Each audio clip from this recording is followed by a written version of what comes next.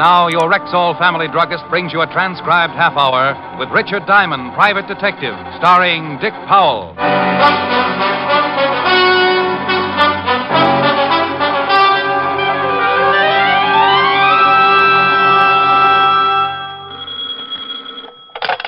Diamond Detective Agency, we never say die. Mr. Diamond? That's right. How would you like to make $1,200? Do I have to name the mystery melody? This is not a quiz show, Mr. Diamond. I have a proposition for you, a business arrangement by which you may profit to the tune of $1,200. Oh, well, that's my favorite tune. My name is Evans, Dr. William Evans. I have an office in the Grant Professional Building, Suite 409.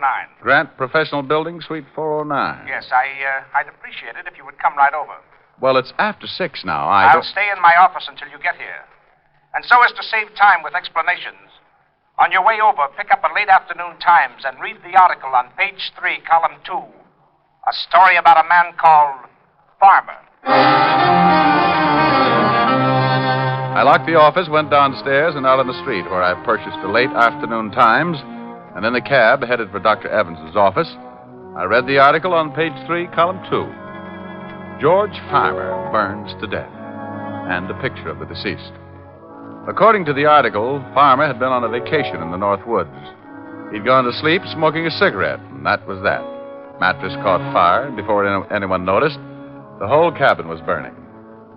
My cab let me out in front of Dr. Evans's building, and one look at the large crowd, plus the very familiar black sedan in the passenger loading zone, tied my stomach in a knot.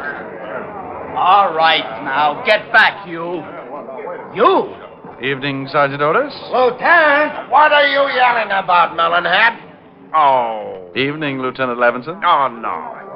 I hope you were just passing by, Mr. Diamond. I saw the crowd, Lieutenant Levinson, and came over to find out if you and Otis were playing hopscotch or possibly kick the can. This is a swell time to make with the jokes. Some guy took a dive out of the 4th floor window. 4th floor? Dead? Very. Name was Evans. Had offices in the building. Dr. William Evans. Guy named Evans. Offices on the 4th floor. Doctor. Some guy. Just 20 minutes before, he'd called me with a $1,200 proposition.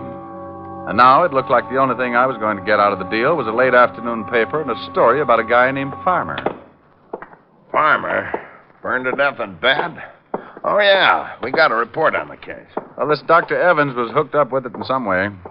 He offered you $1,200? He asked me if I was interested. Silly boy.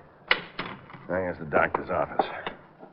And there's the window he went out of. Who saw him jump? Bill Mitchell, cop on the beat, saw the body come out of the window feet first. Said at least it looked like he jumped. No sign of a struggle? I'll have the boys give the room a good going over. Well, we're pretty sure of 2 things, Walt. First, there's a strong possibility that Dr. Evans didn't commit suicide. Also, that he knew something about George Farmer, the guy who got burned to death. Might have been Farmer's doctor. Well, there's one way to find out. This Times article says that Farmer left a widow. While you're checking things here, I think I'll go see what Mrs. Farmer's views are on dead husbands and dead doctors.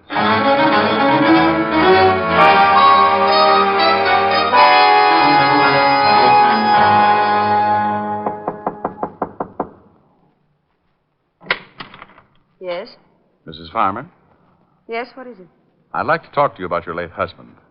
Are you from the police again? Well, I just left them, but this is my own idea. My name's Diamond. I'm a private detective. Oh? You working for the insurance company? No. Well, then just what do you want? I'm tired of questions about my husband's death. I've told the police and insurance company everything I know. Well, I know it's been difficult, but I won't take long, and there are a few things I'd really like to find out. Well, what are they? Do you know a Dr. Evans? Dr. Evans? No. No, I don't know any Dr. Evans. Your husband never mentioned him, said he knew him? No, he didn't. Besides, what has this doctor to do with my husband? Well, I don't know yet. You mentioned an insurance company. Was your husband insured, Mrs. Farmer?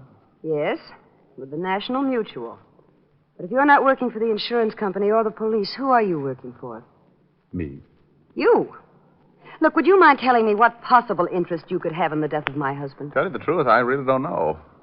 But there's $1,200 mixed up in it somewhere, and that's enough to keep me well interested until I find some answers. Thank you, Mrs. Farmer.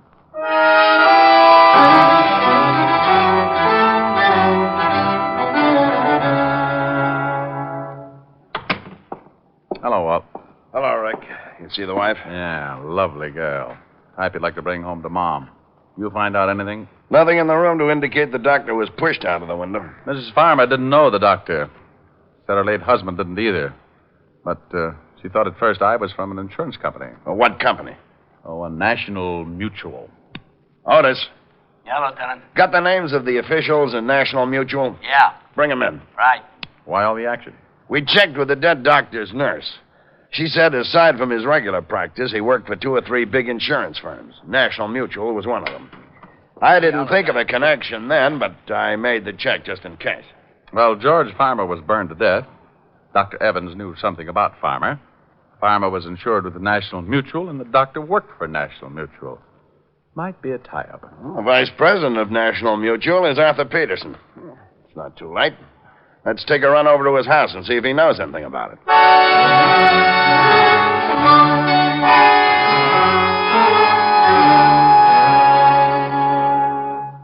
Well, gentlemen, in answer to your questions, yes, we did insure the late George Farmer, and Dr. Evans does work for us. As to whether or not he was the doctor who examined Farmer, I really couldn't say. I'd have to check the files. Lieutenant, aren't you satisfied? You think there's something wrong? We don't know. Dr. Evans jumped or was pushed out of his office window this evening. Good Lord. He called Mr. Diamond here and indicated he knew something about Farmer's death. Have you settled the claim with Mrs. Farmer yet? No, but it's to be settled within the week. $25,000 policy. If someone could show your company that Farmer's death was no accident, there'd be a reward, wouldn't there? Yes, 10% of the policy. In this case, $2,500. Oh, half of that'd be about $1,200. You think we could look at your records tonight, Mr. Peterson? It's very important. Of course. I'll just get a coat and we'll go right down to the office. We left with Mr. Peterson and headed for the offices of the National Mutual. A quick look through the file showed us what we wanted. A full report on the state of George Farmer's health. Okayed for insurance by the examining physician, Dr. William Evans. It's too bad the first claim on an accident policy has to be a death. Well, that ties that up. Now what have we got? Enough to keep on looking. I think I'll go have a long talk with Farmer's wife. Our company detectives checked that. She was right here in the city when her husband died. Well, a little talk won't hurt. Who sold Farmer the policy, Mr. Peterson? According to the files, the insurance man was Martin Ames. You have his address here? Yes. Here you are. Good man. One of our leading salesmen. While you're talking with Mrs. Farmer, Walt, I think I'll run over and see this man Ames. Maybe he can do us some good. If the late Dr. Evans hadn't offered me $1,200, I would have okayed his 4-floor dive as an act of suicide.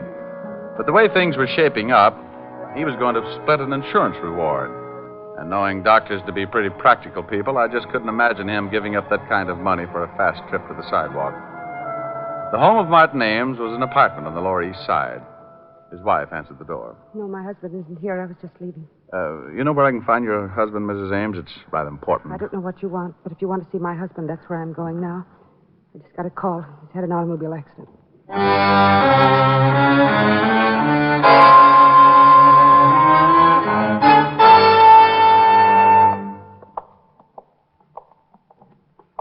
Miss? Yes. I'm Mrs. Ames. I was told my husband. Oh, yes, Miss Ames. If you'll just have a seat, I'll call Dr. Tully. He's in charge of your husband's case. But I want to see my husband. Can I see him? You'll have to see Dr. Tully first. But I want to know how serious it is. I should be with my husband. If it's you'll serious... just be patient for a moment, Miss Ames, I'll get Dr. Tully. Come on, Mrs. Ames. Let's sit down over here. Now, just sit down right over here and try and relax. Dr. Tully, third floor reception room, please. Hello, Walt. Dr. Tully, No, come to this the is a third police floor officer, Miss reception Ames. room, please. Police officer? Dr. He's a Tully. friend of mine, Miss Ames. Nothing about my husband. Dr. Tully's the man you want to see. Can I talk with you, Rick? Oh, sure. Will you excuse me, Mrs. Ames? Oh, yes, of course. You'll be all right? I'll be all right. Okay, Walt. Well, this far north. About her husband? Yeah, I was questioning Mrs. Farmer when I got the call over the hotshot. I remembered, so I figured you'd wind up here. Have you heard how he is? Died 5 minutes ago. Oh, no. Accident? Hit and run. Before he died, he told us a car ran him off the road. Went down a 20-foot embankment and right into a cement retaining wall. The wall stopped him from going any further, but broke his neck. Any lead on the other car? No, lonely stretch of road. No one else saw it. It happened too fast for Ames. Wait a minute. That must be Dr. Tully going over to Mrs. Ames now. Yeah, Mrs. that's Ames, Tully. I'm afraid that He did everything he could. I don't envy him. your Miss. husband is dead. Oh, no. Mrs. Ames. Oh, dear Mrs. God, Ames, please no. control yourself, Mrs. Ames. Come on, Walt. This is turning into a rotten case.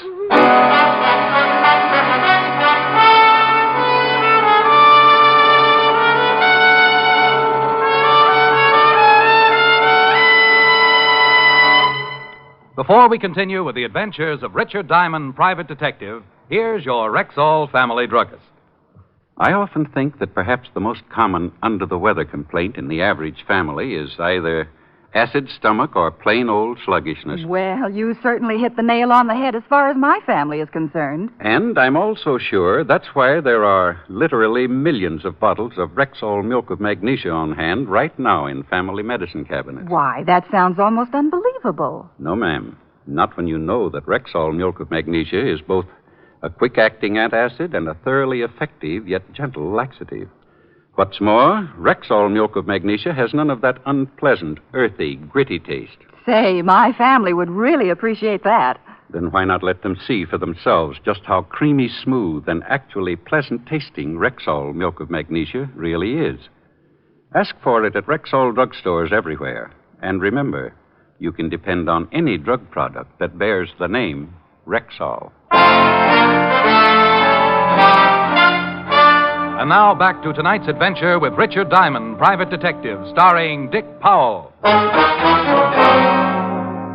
A little after 6, I got a phone call, and by 6:30, the man who called was lying on a sidewalk, broken in two from a 4-story drop. 2 hours later, an insurance salesman named Ames was run off the road and ended up with a broken neck. Coincidence?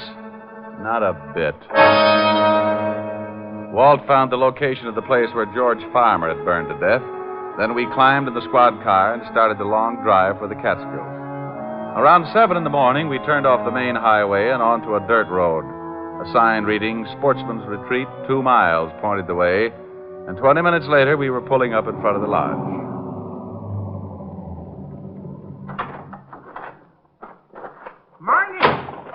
Morning. Welcome to Sportsman's Retreat. Morning.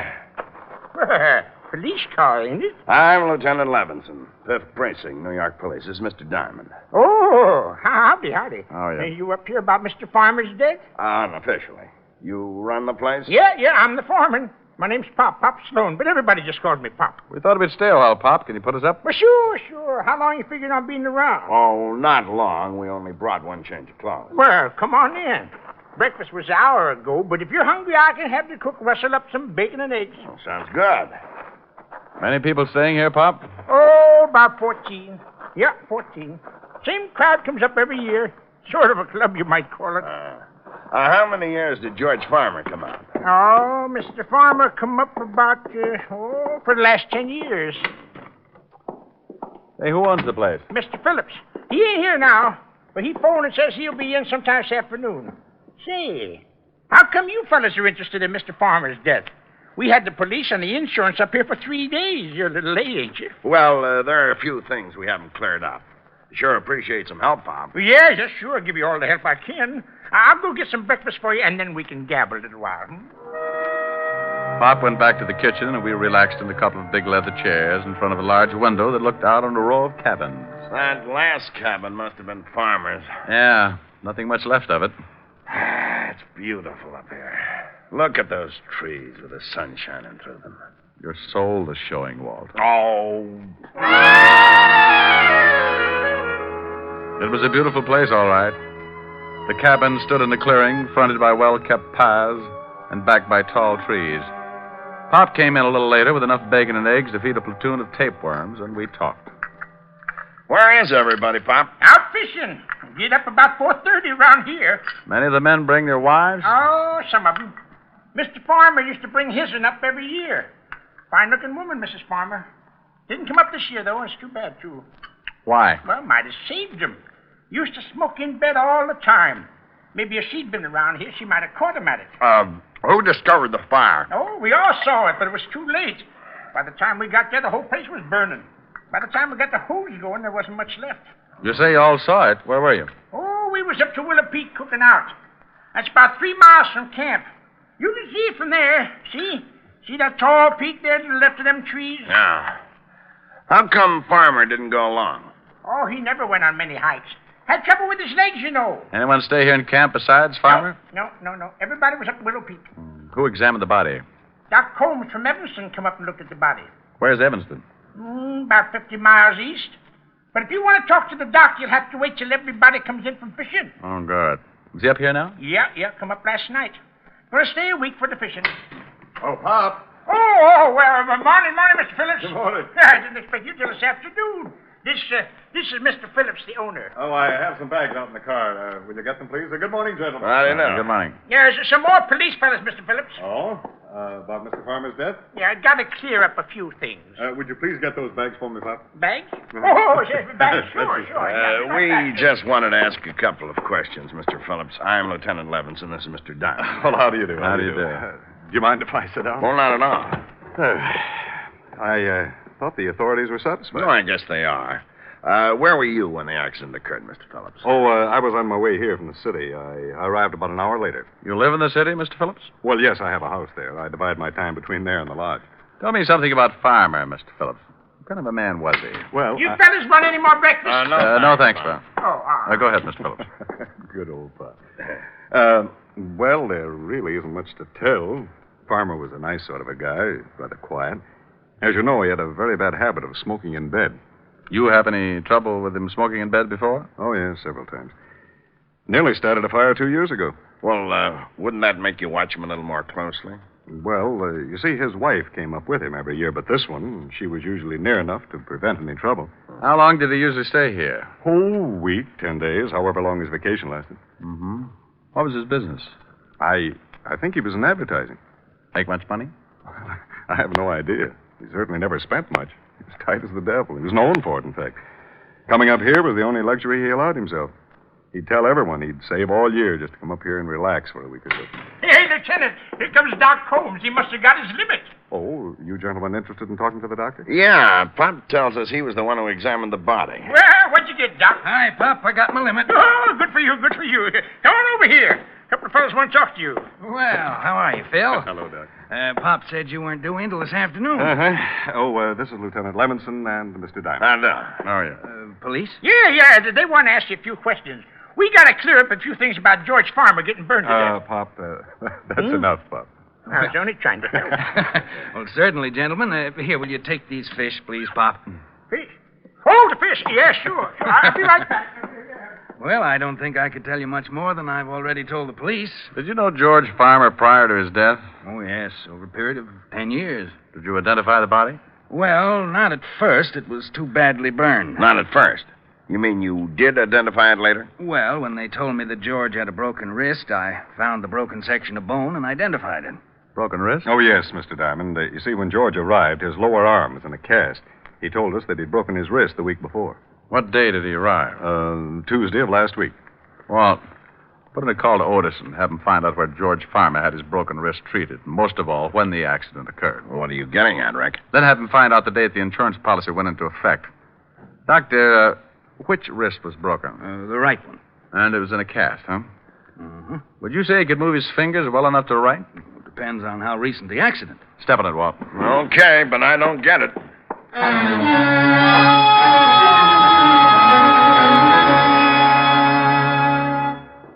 I talked to Otis. He'll get the information and call us back. Now, would you mind telling me what the devil this is all about? George Farmer had to sign the insurance policy, didn't he? Yeah, but he could have done that with his left hand. An accident policy would cover a broken wrist, wouldn't it? Sure, and what? Mr. Phillips, you said Farmer was known to be careful with his money. Yes, that's right. I can vouch for that. I treated him for a cigarette burn 3 years ago and had a devil of a time collecting. Thanks, Doctor. Well, so what? So if Otis gives us the answers I want, I think I can show you George Farmer was murdered. Murdered? Yeah. And I think I can explain why an insurance salesman and a doctor were killed. So we all sat around and waited for my hunch to grow muscles. I kept turning the whole thing over in my mind, and the more I thought, the more the whole thing tied together. Around noon, a call came in from Otis, and Walt gave him the information I needed. There it is. George Farmer broke his wrist on the 26th of last month. He was treated at the Olive Hospital. About 3 weeks ago. He stayed one night at the hospital and went home. What date did he arrive here, Mr. Phillips? About the 4th. 2 weeks after the accident. He died on the 11th, according to papers. Yes, that's right. He'd been here about a week. When did the insurance policy go into effect, Walt? The 22nd of last month. It went into effect. It wasn't taken out. I said went into effect. Now, it would cost him a few bucks to have a broken wrist taken care of and spend the night in the hospital, wouldn't it, Doctor? Yes, it would. Remember what the vice president of National Mutual said, Walt? Too bad the first claim on an accident policy had to be death. Yeah.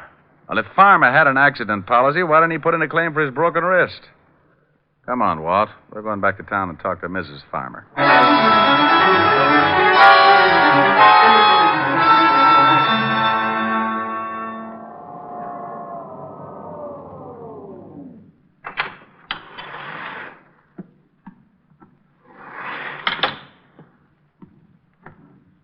You got your men spotted around the building? Whole block surrounded. Peterson and Evers are covering the front.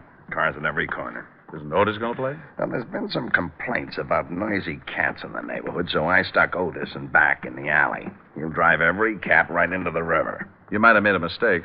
One yell out of Otis, and he'll end up with all the shoes in the block. Here it is. Yeah? Oh. Mind if we come in, Mrs. Farmer? No, I guess not. Well, what is it this time, Lieutenant? We think your husband was murdered. Well, that's ridiculous. Now, we know you didn't do it, but you were in on it. You know who did. Are you serious? Very. We just had the lab make a check on the insurance policy. The signature and the fingerprints were from the right hand. Well, of course they were. So your husband didn't have a broken wrist at the time? Well, no, he did that sometime later. And you'll swear that it's his signature on the policy? Certainly. I went to the doctor with him. I thought you said you didn't know a Dr. Evans. Well, I don't. He was the insurance doctor. Well, I'd never seen him before or since. How could you expect me to remember Your husband didn't turn in a claim for his broken wrist. He didn't? Well, that was his business, wasn't it? Don't you think it's rather strange to take out an accident policy and not turn in a claim on your first accident? I don't know. I didn't bother with my husband's affairs. Is this your husband's driver's license? Where did you get that? Motor Vehicle Department. Is it your husband's license? Yes, I guess so. The signature on this license is not the same as the one on the insurance policy. What do you mean? He means that the signature on the insurance policy is a very clever forgery. Who forged it, Mrs. Farmer? I don't know. I don't know what you're talking about. Who went to that doctor's office representing your husband? No one. Why in the world would I do that? Why would I have someone represent my husband? Probably because you wanted your husband out of the way. That's horrible. Get out of here. That's not true. Who was in on it with you? Who killed your husband up at his cabin at the lodge? Get out. Get out. It had to be someone at the lodge who knew what cabin he was in. No. Did you give the papers your husband's picture? Yes. You're lying. The newspapers told us you claimed not to have a picture. Well, I don't remember. I don't remember. Oh, sure you do. You didn't want to give the papers a picture of your husband because you knew the insurance salesman and the doctor would identify it as not being the man who took out the accident policy. No. You knew your husband was going to take his trip, so you planned his death and stayed home for an alibi. The picture came out, and the insurance man and the doctor had to be killed. A man killed them, Mrs. Farmer. Someone strong enough to run a car off the road and lift an unconscious man out of a window, feet first. Who killed them, Mrs. Farmer? Hey, you, stop! Stop! Lieutenant! Otis has got something. Well, let's get out on the fire escape. Stop or I'll shoot! There's a new line. Somebody halfway up the fire escape. Look out, Otis! Move over, Walt. Otis going to hit a herd of elephants in the broom closet. I got him, Lieutenant! He got him. Oh, make him happy, Walt. Climb out there and see what we got. Okay. Now, just take it easy, honey. Ray! Yeah? That guy Phillips, the one who owned the lodge. And he's dead. Well, Mrs. Farmer, that's it. Want to tell me about it? Oh, yes, it doesn't make any difference now. Phillips killed your husband and the other two men? Yes. We fell in love 3 summers ago. But he planned it. The whole thing was his idea. Oh, sure, I know. But the state is pretty narrow-minded about those things, honey. Guy like that gets ideas and gets dead for it. You like his ideas, and you just got to get in some kind of trouble along the way. Go on, Melonhead. Climb in. You're not hurt that bad. I am told. You get shot, Otis? No. But I'd like to ask you something, Shamus. Did you throw a shoe at me?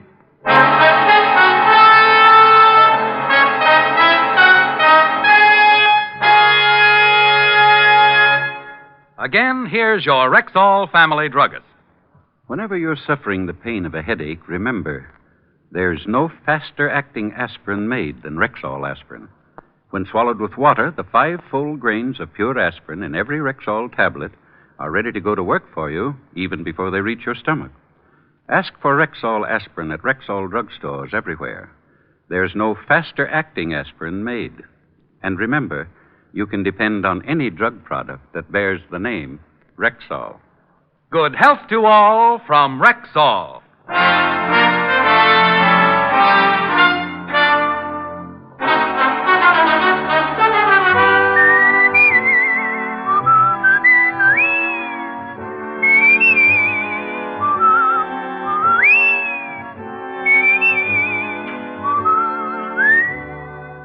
Richard Diamond, Private Detective, stars Dick Powell in the title role and is written by Blake Edwards, with music composed and conducted by Frank Worth.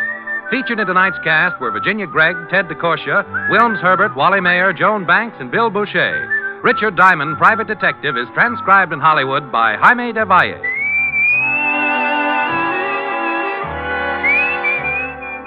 This is Bill Foreman inviting you to be with us next Wednesday at this time when we will again bring you Dick Powell as Richard Diamond, Private Detective.